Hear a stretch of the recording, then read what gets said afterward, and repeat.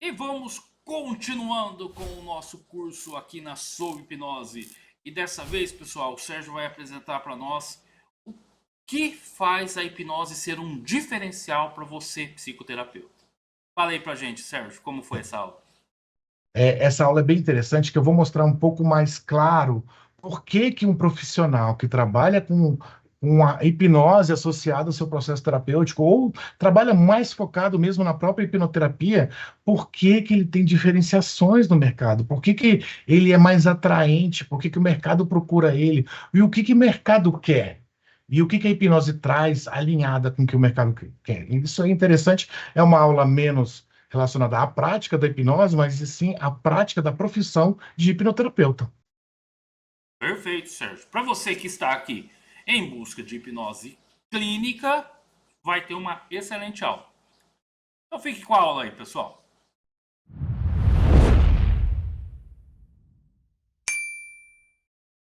Vamos entender por que que a hipnose muda completamente a uma psicoterapia? Você já sabe o que é hipnose, o que não é hipnose, como hipnotizar, conceituações sobre hipnose, conceituações profundas sobre hipnose. Você teve algumas exclusividades aqui que a gente não encontra com facilidade. Mas vamos entender agora por que que esses processos ideodinâmicos da hipnose fazem com que uma terapia seja mais rápida. Vamos entender algumas dificuldades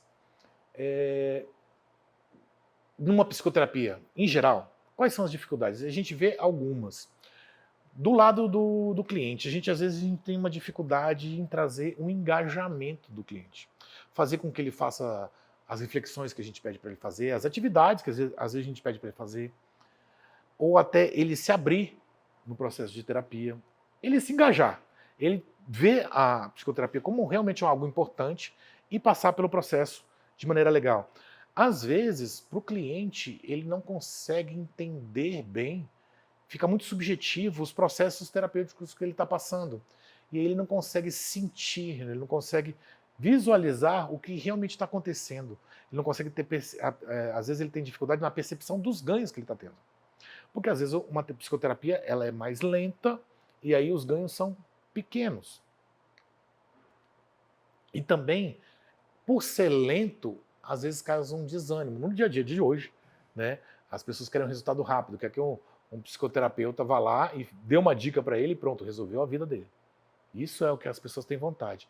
Isso causa um desânimo, isso causa desistência, muito comum numa psicoterapia. Agora, olhando o lado do psicoterapeuta, ele tem que se esforçar demais em, em ser criativo, em ser interessante, em trazer uma psicoterapia interessante para conseguir aquele engajamento, em conseguir trazer aqueles resultados. O psicoterapeuta ele tem que sempre se esforçar em trazer ferramentas e ferramentas e ferramentas interessantes, criativas, para cativar o cliente, para cativar o paciente dele, para que ele se engaje e que a terapia caminhe.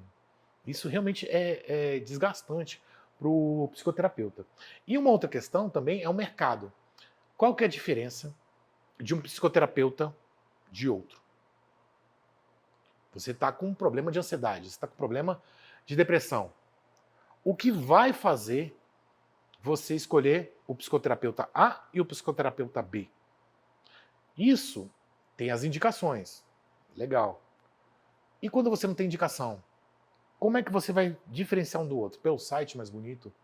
Pelo Instagram mais legal? Por ele ser um influenciador?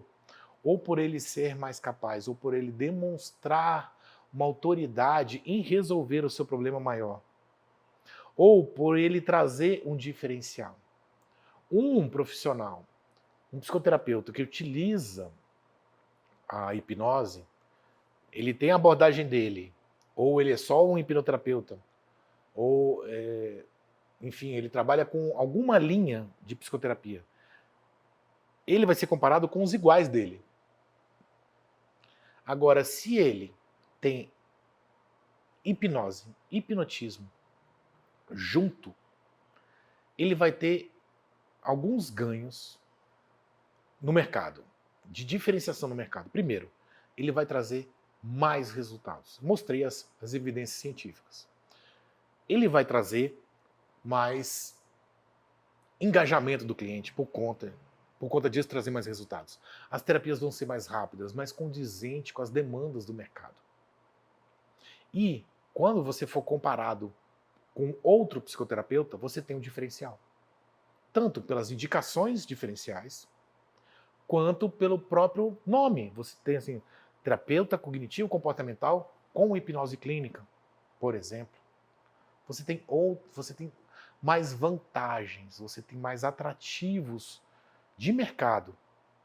Então você, além de ser um psicoterapeuta que vai ter melhores resultados para os seus clientes, você vai cumprir a sua missão de trazer mais resultados, você também vai ser melhor recomendado e melhor visto no mercado. Então vai trazer mais resultado também. Olha só que coisa boa. Então, neste ponto, de ter essas vantagens técnicas que eu fiquei falando até agora, tem essa vantagem comercial, essa vantagem também financeira, a vantagem também de missão. Eu acho que todo mundo que quer ser psicoterapeuta quer transformar a vida das pessoas. Né? Não é uma questão só de negócio financeira, né? O seu objetivo é transformar a vida das pessoas. E você vai conseguir fazer isso de maneira mais efetiva. Então, este aqui é um grande exemplo e a grande questão em relação a você se interessar e querer ser um profissional de psicoterapia, de saúde mental com hipnose. E na próxima aula eu vou mostrar como é que é o funcionamento cerebral, o que acontece no nosso cérebro durante a hipnose.